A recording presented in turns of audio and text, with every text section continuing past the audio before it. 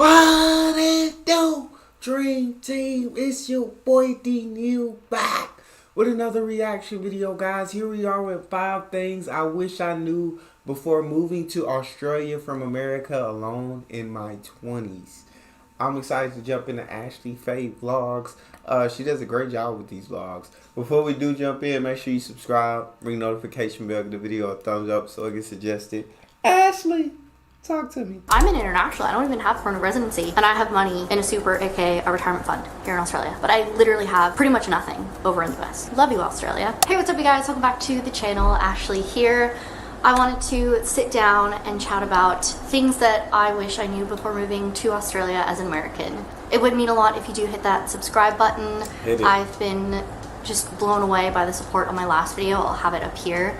But so many people that watch my videos are not subscribed. So it's just a button. It means a lot to me. Click that. Leave me a comment. Can you click it for me too? Because I understand exactly what she's talking about. It'd be dope if y'all subscribe to the channel. I'm trying to get my silver plaque, dog. I'm close, but I'm still so far away. Help me get that plaque. Help me. It's been years. Comment and let's get into it. So things I wish I knew before moving to Australia as an American. So I first moved to Tasmania in the process of moving to Melbourne, which make sure you stick around if you want to learn a lot more about life in Tasmania, kind of moving interstate and differences between different parts of Australia.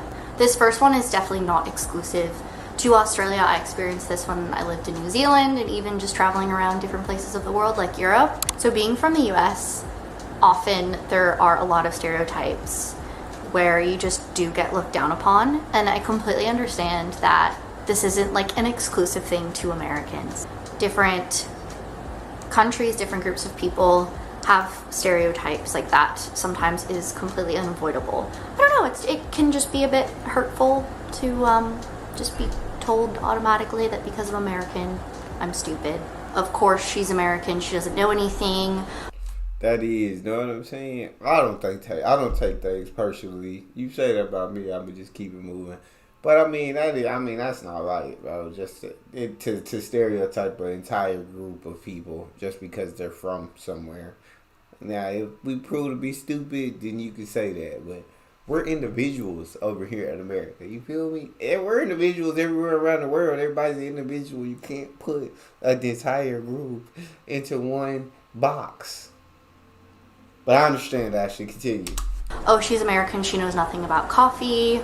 Or I don't know what I'm talking about because of the political climate in the US. And yeah, there's so many lovely people that are American and that are so smart and are not dumb. So facts. If you could be a bit more creative with your insults, that would be lovely.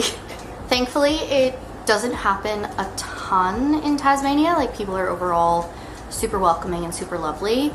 But every once in a while, I'm just like, like, I get that's where I'm from, and I'm very sorry to anyone that has ever had to deal with any sort of negative stereotypes because they're not fun. And I know everyone's situation is different, and I totally have a lot of privilege in that. And I mean, this definitely is not the worst of the stereotypes in the world, but yeah, just think about what you say before you say it. Pretty please to people. Please be kinder. Yeah, especially those who have picked up their life and moved across the world alone because they wanted to start a new life. 2, banking is so much easier in Australia over America. I feel like I would have just been so much more relaxed, especially my first couple months of moving to Australia, of just knowing how much simpler banking is here, health insurance is here, paying bills is here. Really? Like, I just find that the systems in place in Australia over America are so much simpler and so much more straightforward. Like, I just find that I stress so much less about finances and paying for things because of just how simple it is. It's so easy here in Australia with bank transfers. It was such a red flag when I first moved here. I had no idea what was going on. I'm very much used to Venmo, and even just paying bills and stuff, so many things can be direct debited. I don't know if it's changed over in the US in the last couple of years, but I think I remember it being like such a pain to even pay parking ticket or something, whereas all of those things are just so much simpler and so much easier to pay for. And like so much less paper waste. Like I feel like in the US, the amount of times that I was like, please do not send me a paper bill or a form or something, just send it by email or something. Yeah. And they would still do it, and then it's like, well, this is such a waste because you just sent it to my email. Anyway, if anyone else has noticed those sorts of things, definitely let me know down in the comments, because I just find that overall I'm so much more relaxed about it, because I don't have to like run to the ATM and get out $20 because this person doesn't have Venmo and I don't really know how to split the bill with them, and it's just so much easier. And then also just back to that. I feel that. Yeah, I think we have like came very far in the last couple of years, I guess, since. But yeah, now like we got bank to bank transfer like Zelle, and I mean there's plenty of apps like you can transfer money outside of bank to bank transfer, like Cash App, Venmo. You got Zelle. I know there's more that I'm not hitting on, but yeah, I think, and I've gotten a couple tickets I've had to pay, and it was just like I paid them off in like 5 minutes. It was like really easy. So I feel like we have came in that sense pretty far. Bills, I do understand the paper thing. Whenever you do enroll for like electrical, like for them to like email it to you or whatever, and they still send it to your mail, it doesn't bother me, but I guess it is a waste of paper when you look at it. But yeah, so I do understand that. But I have all my bills on like auto pay, so whenever time comes, they just automatically come out of my bank account, so I don't really stress about bills. But yeah, I do understand what she said. I guess we have come far. I know Australia do be ahead of us when it comes to like paying us. Like they was first ones coming up with it and all of that, and they just be ahead of the curve when it comes to financial things. A little bit with private health, I just found that because I'm not a permanent resident here in Australia yet, so I don't have Medicare, so I do pay for private health. And even just setting that up was so easy. Something that I know if I didn't move to Australia and I was staying in the US, I would have been terrified to try and set up health insurance over there. Like just the whole process seems so daunting. And I mean, of course, Australia has its downsides to the healthcare system. Like I'm not really going to get into that in this video. I have chatted about it. I do think healthcare is health insurance and all that is a lot more complicated over here and a lot more expensive. But yeah, I can completely understand where she's coming from on that one. For sure. More in this video if you want to hear my views on Australian versus American healthcare. But overall, just so much simpler. And I just feel like the process to sign up to things is just so much more straightforward. And I leave feeling so much less anxious than going in. And everyone's just like super lovely. And then going off of that, feeling less stressed and anxious about finances and paying for things is this that I really loved moving to Australia from the US. As a student specifically, I first moved to Australia to finish my master's, and I find that it's so much easier to save up money as a student in Australia over in the US. A lot of jobs over here in Australia are casual jobs, so you get casual rates, which is basically just like you get paid so much more an hour than you would part-time, because for different reasons, but your hours aren't guaranteed. I'm sure there's something like that somewhere in the US, but growing up I was very much used to minimum wage paying jobs and then relying on tips like $7-8 an hour. So I think the most I've ever gotten paid for a job in the US is like 14 something an hour working part-time as a student, again USD. But then in Australia, the first hospitality job I got working casually as a student, I got 27-28 an hour, I think, regardless of conversions. Like that's insane. And I just felt even working anywhere between 6 and 12 hours a week, working casually in hospitality while finishing up my degree here in Australia, I still felt like so much less stress about money. I was like, okay, I have this for budgeting, and then I still have this to like spend on myself and pay for bills and stuff, and I just did not feel anywhere nearly as stressed. Whereas working part-time as a student in the US, I've felt like I was working like 20 plus hours a week while being a full-time student and getting paid. I mean, I think most of my jobs were like 10, 11 an hour, maybe 12 an hour. Yep. And then just getting the paycheck and feeling like you've literally worked so hard and Yes. you're barely paying Yes. for like your groceries that month or something. Obviously, Yep. everyone's situation is so different, but just overall, I find myself so much less stress about finances, whether when I was a student and working casually, however many hours a week, and then all pretty much since then, all last year and up until now, working full time. And yeah, just feeling a lot less stressed. This is just kind of a side tangent, but something else that I feel like if I knew before. I want to say I 100% agree with that. It is so hard to save money here as a student. Yeah, when I was a student, Jesus, the highest I ever got paid was like $10 an hour, and you can't work. You can work full time. There are students who figure it out, but I wasn't one of those students. I wasn't finna be a full time student and a full time employee. It's just too much for me. Personally, for me, no. So I was part time, and it was a struggle to get the bills paid, to pay the rent, to pay all the bills that came along with it, to pay everything, dog. It was a struggle. And at the end of each semester, you barely have money left over, which is really why I was taking a lot of those student loans out. I was like, all right, got this big student loan. It's going to cover rent for the semester. I'm straight this semester. And that's why I ended up taking them out. Guess, like I said, I could have worked full time, but I also wanted to enjoy college. I also wanted to have fun. You know what I'm saying? So only did part time work, full time student, and I got to enjoy my time outside while I was in college. And I wouldn't take that back for anything, even though I'm in student loan debt.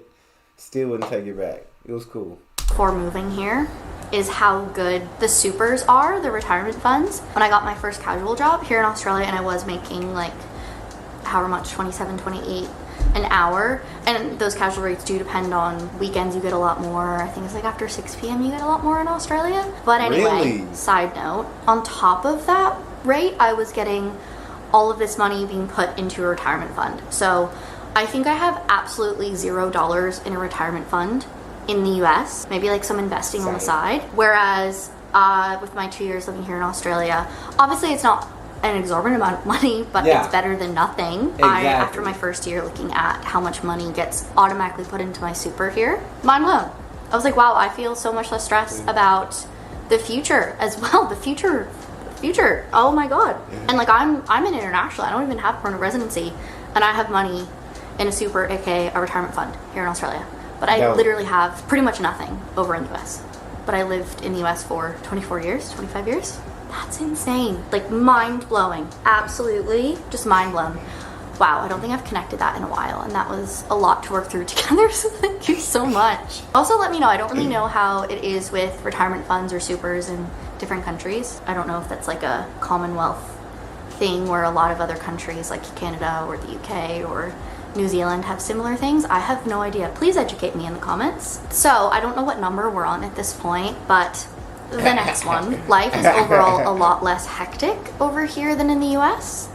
Definitely depends where you are. In Tasmania, of course, things are so much slower pace here. And I've done so many videos on differences and kind of overall what to expect about moving to Tasmania specifically as a part in Australia. So I'll have those here in our playlist, you know.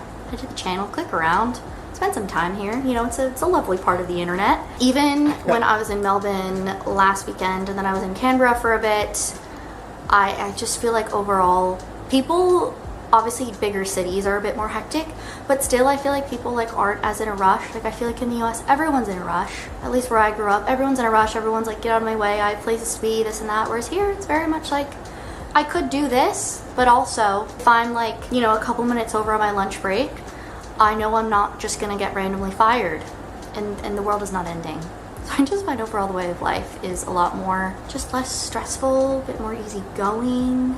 I don't feel like as on my toes as much. I feel that. Like I think I touched on it in my last video, but a reverse culture shock going back home to the US recently and just constantly feeling like on my toes and like very sporadic and feeling like there's like so much to do with like so little time, and it just completely different headspace. So love you, Australia. And so lastly, I can understand that. And that's really nice for life to just be more calm, less hectic, less things to stress about, less things to worry about, not having to be on your toes, on your guard 100% of the time. That kind of how I live my life. I do worry about certain things, but for the most part, I try to be as stress free as possible and worry about the things I can control and the things I can't. I just don't. And I'm very optimistic about many things. I don't think like many things are gonna go bad. Like I always see things going good or see things working out, and I'm like, if it does go bad, oh well. But yeah, that optimism and only worrying about the things I can control make my life a lot less stressful, and I enjoy less to no stress. You feel me? This is mostly in regards to on the internet. So this one's a bit more specific. I get this a lot on TikTok, sometimes on Instagram. Thankfully, no one said this to my face, which is nice, I guess. You know, people are acting different online per usual. But the amount of times that I've said something like remotely, not necessarily negative, but just remotely not overly positive, whether it's about Australia or Tasmania specifically, is a lot of the times people's automatic response is, okay, well then if you don't like it, just go home to your home country. Like, we don't want you here anyway. Just go home. Yeah. And it's like, okay, well, like, calm down. Calm down. I can love where I live and still have criticisms. Facts. Like, I can Facts. love living in Australia. I can love feeling less stressed about money and less stressed about wages and loving how overall more laid back way of life is, but not exactly love the healthcare system. That's completely acceptable to have an opinion. And I think also, because I've had this explained to me in other ways about how protective, I don't know if it's just here in Australia, but how protective Australians are of their country and their way of life, which is totally fair. I'm not here to yuck your yums. I don't think I've ever said that. I'm so Yuck sorry. your Yeah, I'm not here yums. to. I ain't never heard that in my life. Yuck your yums is a saying that I don't think I will ever hear again as long as I live. Come for anyone.